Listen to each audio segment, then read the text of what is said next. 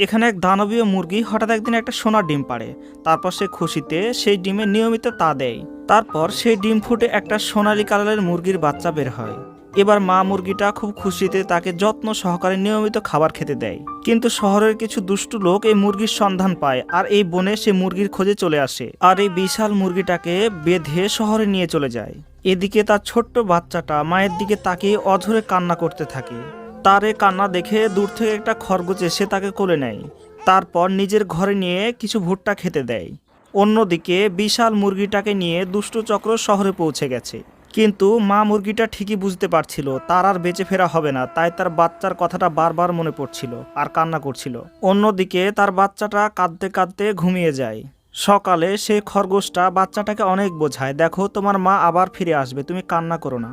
এরপর দিনের পর দিন যায়, মুরগির বাচ্চাটা বড় হতে থাকে। দেখতে দেখতে সে আজ অনেক বড় হয়ে যায়।